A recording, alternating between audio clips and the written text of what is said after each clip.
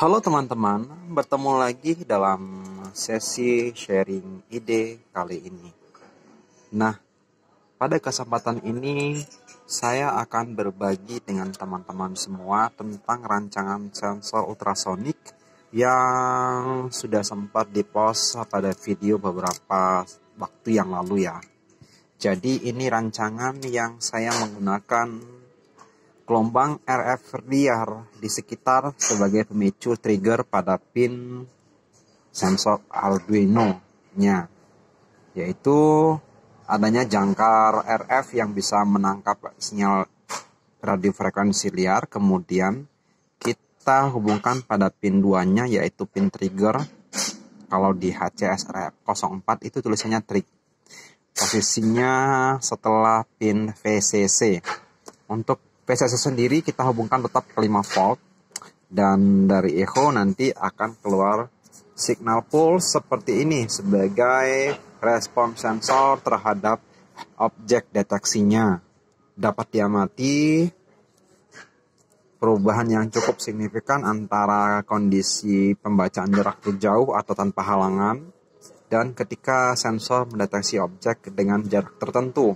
Tentu saja nanti nilai rentang perbandingan antara high pulse dan low pulse-nya akan menyesuaikan tergantung dari jarak deteksinya.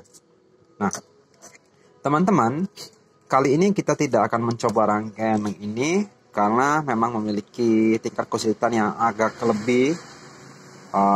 Ada experience terhadap sedikit elektronika dan radio frekuensi matematikanya, sehingga sangat rentan nanti takutnya tidak bisa berhasil teman-teman cobanya. Nah, dalam eksperimen kali ini yang akan kita share, kita akan membuat sensor yang menggunakan generator pulsa dari komponen buzzer.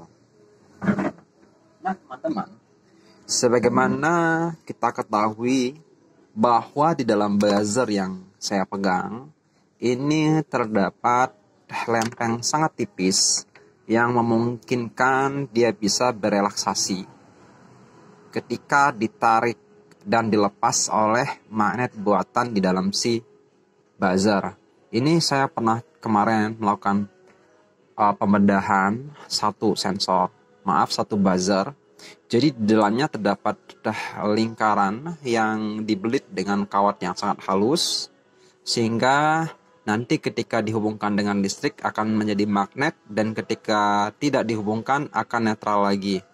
Nah, selain adanya kumparan atau gulungan tersebut, ada juga rangkaian multivibrator yang menghasilkan denyut dengan frekuensi tertentu, sehingga nanti si kumparan magnetnya akan aktif secara periodik tergantung dari setting yang ada di dalamnya ya, maksudnya berapa frekuensi yang di clock.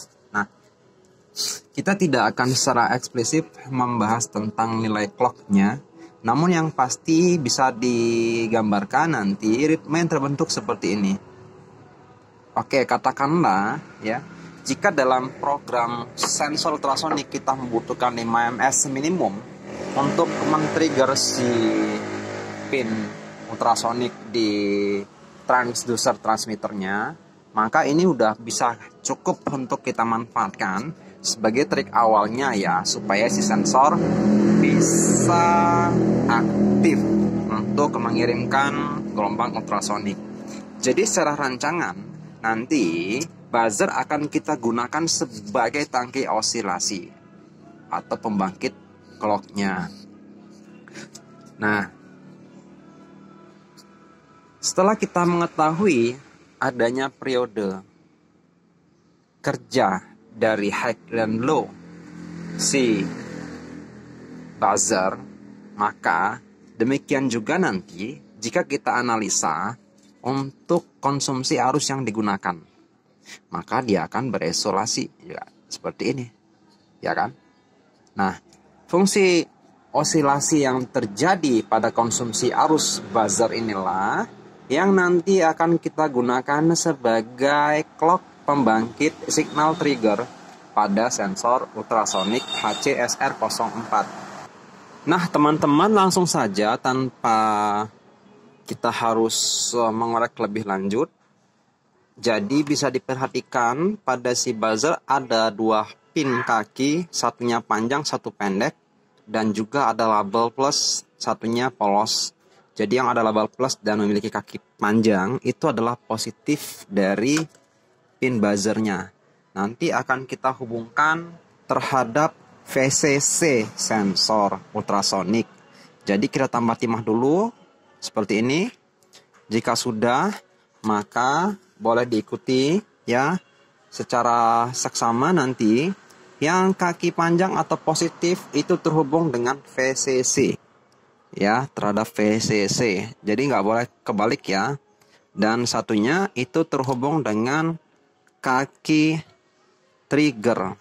Jadi kita akan menghubungkan VCC dengan kaki yang panjang buzzer, dan yang nggak ada tanda itu terhadap kaki trigger.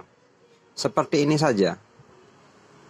Tapi sebelum melakukan pemasangan, harus teman-teman pastikan terlebih dahulu buzzer masih berfungsi dengan baik. Jadi kita tidak bisa menggunakan buzzer yang rusak ke dalam proyek ini. Karena untuk memastikan denyut yang bisa mengakibatkan trigger pada fungsi sensor, itu kita akan memanfaatkan proses yang terjadi pada konsumsi arus buzzer. Nah, selanjutnya jangan lupa untuk menambahkan 1 buah resistor dari trigger seperti ini ya. Yang tadi kan trigger 1 udah ketemu sama buzzer terhadap pin ground. Seperti ini teman-teman. Oke. Dalam percobaan ini kita tidak memperhatikan dan tidak terlalu berpikir tentang bagaimana rangkaian ini bisa rapi. Tapi sebaliknya kita justru lebih menitik beratkan pada fungsi. Jadi mungkin saja rangkanya sama sekali tidak rapi. Tapi meskipun begitu, ini sudah cukup mewakili untuk inspirasi yang nanti bisa teman-teman coba. Bagaimana kalau buzzer ini dihubungkan dengan negatif? Saya belum mencoba untuk itu, tapi setidaknya kalau teman-teman ingin coba nggak apa-apa, sebagai referensi tambahan, nggak apa-apa ya. Jadi berikutnya setelah kita hubungkan buzzernya, boleh kita coba untuk melihat bagaimana bentuk hasil ya dari triggernya, apakah sudah berfungsi atau belum. Sebelum kita lanjut ke komponen untuk mengaktifkan si relay dan beban. Oke, kita akan nyalakan dan LED indikator udah menyala.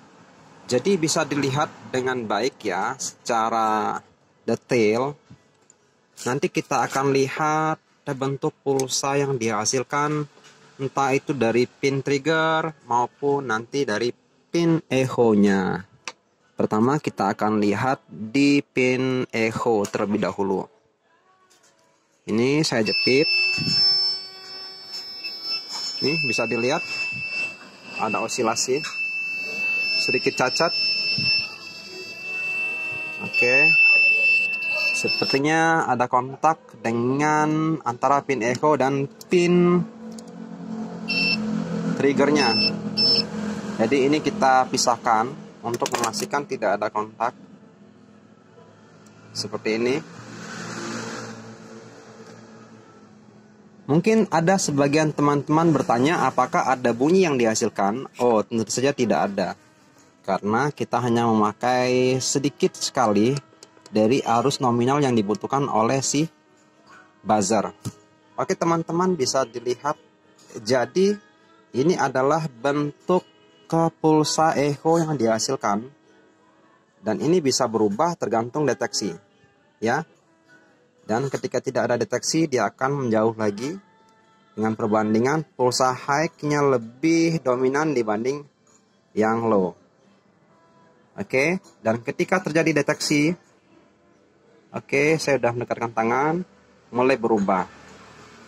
Jadi tidak ada trik sama sekali ya. Kalau yang kemarin sempat bilang trik atau ada indikasi untuk menjebak, saya kasih statement tegas, tidak ada sama sekali. Dan kalaupun misalnya ada yang klaim, oh mengapa videonya nggak diupload skema, jadi saya minta maaf sekali lagi, itu bukan maksud saya untuk menyimpan informasi, namun ada beberapa bagian yang harus diselesaikan, harus benar-benar diklirkan sebelum saya berani bagi skemanya. Oke, teman-teman bisa dilihat ya dengan baik, terjadi perubahan yang cukup signifikan antara proses deteksi dengan jarak yang berubah secara variabel. Nanti, sebagaimana yang kita ketahui, dalam konversi pembacaan analog voltage-nya, hasil nilai pembacaan tegangan juga akan berubah secara signifikan. Nah, berikutnya, PR yang harus kita kerjakan adalah untuk mengaktifkan relay. Oke, untuk bagian ini, mungkin teman-teman yang punya komentar atau punya pertanyaan boleh ditulis di kolom. Nanti sebisa mungkin akan coba kita bantu jawabnya ya. Atau jika nanti ada teman-teman yang bisa membantu jawaban, silahkan coret-coret di komentar. Demi semangat berbagi dan mencerdaskan kehidupan kita semuanya. Oke teman-teman ya. Kalau misalnya ada yang tanya, si buzzer menghasilkan bunyi tidak? Seandainya pin echo dan trigger terhubung, kontak, ya bunyi. Tapi kalau nggak terhubung, ya nggak bunyi. Jadi di sini tidak ada bunyi sama sekali. Namun fungsi tetap jalan. Karena sekali lagi, kita hanya akan mengambil nilai arus minimum, paling minimum pada triggering si buzzernya. Sehingga yang kita manfaatkan adalah sinyal osilasi yang dihasilkan dari osilasinya si buzzer. Nanti akan dikirim ke pin trigger. Oke teman-teman, berikutnya kita akan menyiapkan sebuah transistor sebagai driver. Jadi ini adalah transistor biasa, NPN, PNP boleh dipakai. Tapi kali ini saya mencoba yang PNP aja deh kayaknya yang ada di stok. Dan selanjutnya kita akan menyiapkan satu buah relay. Kita sudah memiliki relay dengan jenis SPDT 5V seperti ini. Semoga masih bisa digunakan. Ini adalah stok yang pernah dicabut-cabut. Berikutnya bagian transistor saya kikis dulu untuk menghilangkan korosif yang mungkin terjadi akibat stok udah lama disimpan. Berikutnya kita akan melakukan penyolderan. Penyolderan dilakukan pada pinnya dulu. Seperti ini, kasih timah. Berikutnya teman-teman, kita akan menghubungkan kaki-kaki ini supaya nanti basisnya ketemu sama si echo. Dan nanti untuk kolektor emitter berfungsi sebagai relay sebagaimana kita biasa lakukan di praktikum ya. Jadi untuk teman-teman yang mendalam elektronika ini sangat mengasihkan sekali. Meskipun kadang-kadang capek untuk melakukan uji cobanya. Nggak apa-apa, jangan mudah menyerah. Jangan mudah menyerah. Penyolderan pada bagian lempar karet agak sedikit susah karena saya tidak ada peleburnya. Oke, bisa dilihat ini adalah pin transistornya. Nanti akan kita hubungkan pada si relay ya. Relay akan kita hubungkan dengan transistor seperti ini. Secara mudah seperti ini. Salah satu kaki relay terhubung dengan kaki kolektor. Oke, langsung saja kita lakukan penyolderan seperti ini. Sip. Berikutnya ini mungkin boleh kita geser terlebih dahulu. Berikutnya setelah dilakukan penyolderan pada kaki pin kolektor, emitternya akan kita hubungkan dengan kaki negatif atau ground. Jadi seperti ini.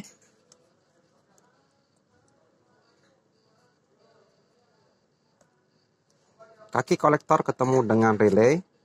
Kaki emitor akan kita hubungkan dengan ground. Nanti akan kita kabel lagi. Ini boleh kita lepas dulu.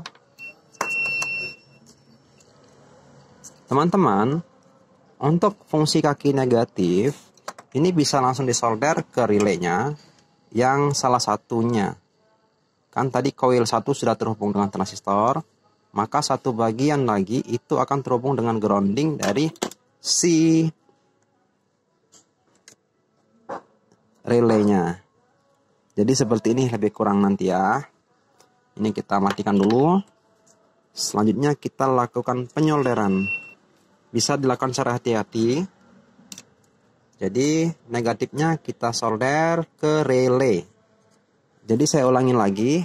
Satunya kan sudah terhubung dengan transistor. Maka satunya ketemu sama pin negatifnya relay. Ingat ya, pin negatif relay. Untuk konfigurasi lain mungkin boleh dicoba. Misal pengen pakai transistor NPN misal. Tapi saya rasa untuk konfigurasinya bisa di searching cara membuat driver relay. Sangat mudah sekali. Cukup pakai transistor 1 dan relay. Kalau ingin ditambahkan dioda reverse, itu bisa dipakai dengan cara memparalel terhadap koilnya si relay. Jadi seperti ini teman-teman ya, sangat mudah. Bisa dilihat sekali lagi secara seksama ya. Berikutnya kita akan menghubungkan sebuah LED light emitting dioda sebagai jembatan antara pin echo dan pin basis transistor.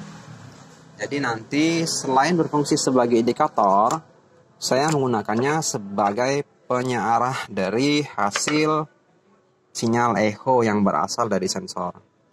Oke teman-teman, namun sebelumnya saya hampir lupa.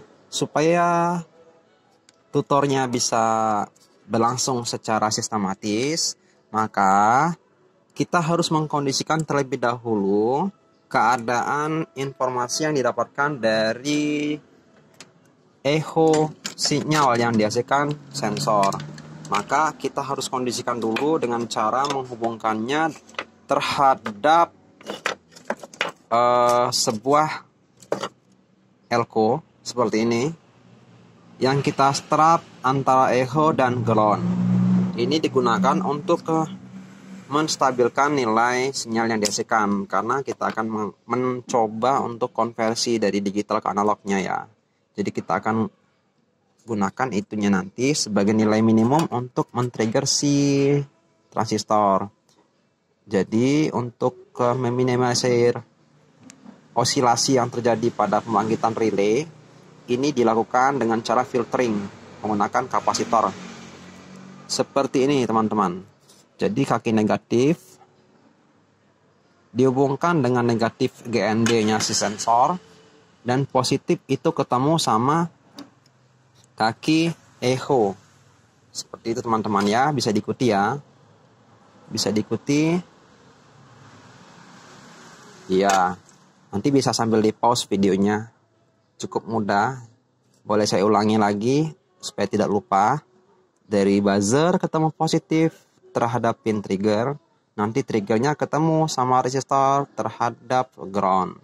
Dan echo-nya itu dikondisikan dulu signalnya dengan menggunakan sebuah elko. Di sini saya menggunakan cukup 47 mikro. Nilai lain masih boleh dipakai, nggak terlalu kritis saya rasa.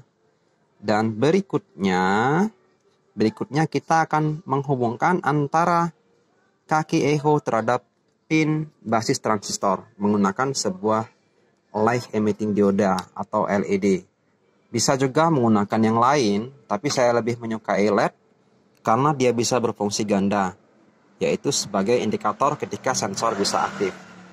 Teman-teman, berikutnya kita akan menghubungkan langsung LED-nya. Nanti untuk kutubnya yang negatif itu ketemu sama si echo. Seperti ini. Jadi lakukan secara hati-hati ya. Jangan sampai salah. Ya, sudah berhasil. Jadi pin echo yang tadi selain terhubung dengan elko menuju negatif, nanti akan menyeberang juga menuju basis transistor melewati sebuah LED. Ya, seperti ini. Oke, sudah berhasil. Berikutnya kita akan menghubungkan transistor satunya lagi terhadap pin VCC. Jadi di sini kita akan melakukan jumper. Kita akan membuat jumper antara kita akan melakukan jumper antara pin VCC sensor dengan transistor, karena transistor harus mendapat positif adalah kaki emiternya. Ya, yang saya gunakan kan PNP. Jadi kebalikan dari NPN. Ini kita hubungkan terlebih dahulu. Seperti ini teman-teman. Sudah berhasil. Tidak goyang lagi.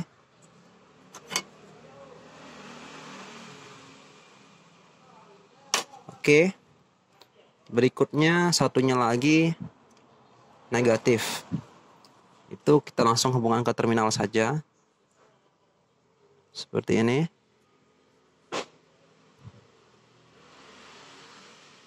Oke, sudah berhasil. Berikutnya yang akan kita jumper tadi yaitu positif.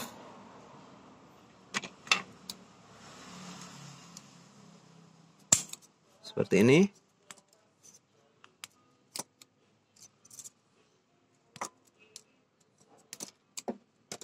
Oke. Ini kita hubungkan ke kaki VCC. Ke kaki VCC seperti ini. Ya teman-teman ya. Jadi nanti ini akan kita hubungkan seperti ini. Sudah selesai. Kita hampir selesai di penghujung. Nah, ternyata solderan yang tadi tidak terlalu kuat sehingga lepas lagi. Jadi kita sudah ulang. Oke.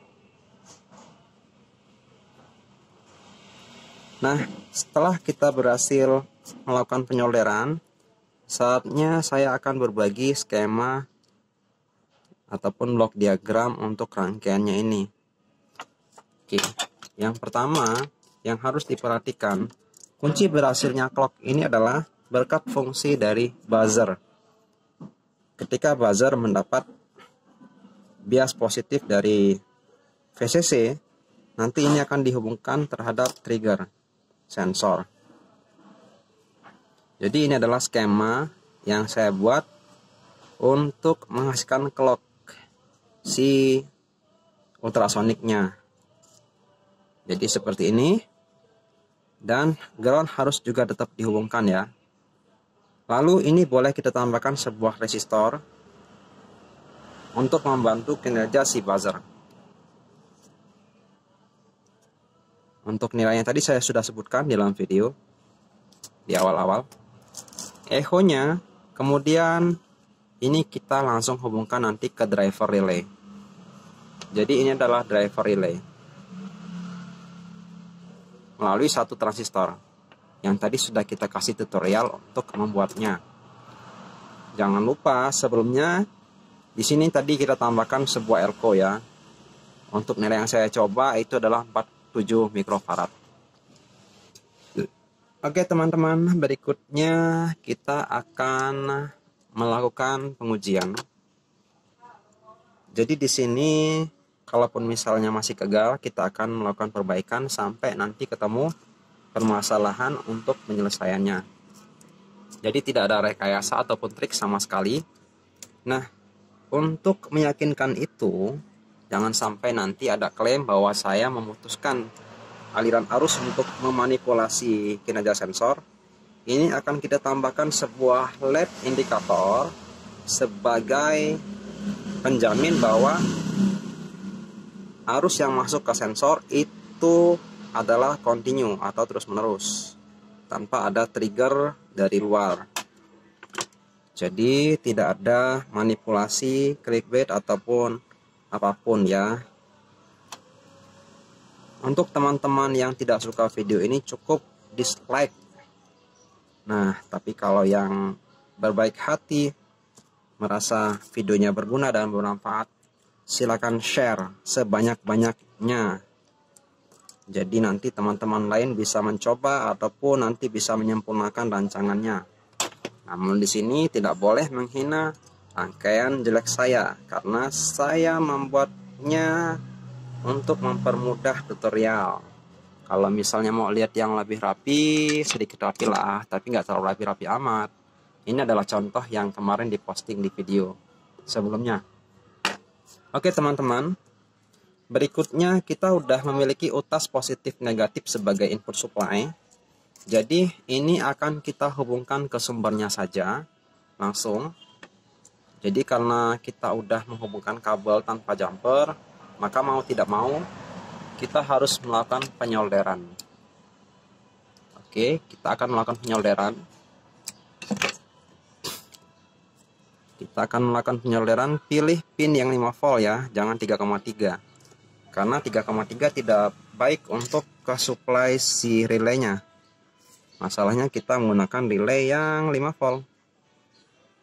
Dan sensor juga secara spesifikasi bekerja dengan baik pada angka 5 volt. Oke teman-teman, lakukan penyolderan seperti ini. Di pin ini adalah VCC 5 volt ya, sama ground.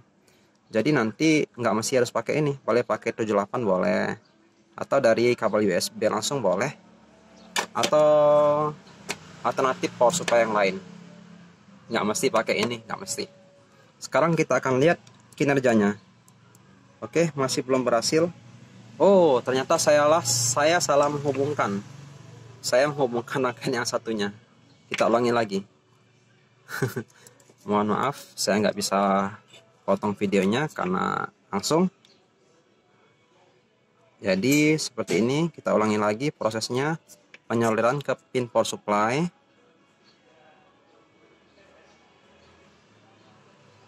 Jangan salah untuk polaritas positif negatifnya teman-teman ya. Sudah selesai. Seharusnya sudah bisa berfungsi. Oke.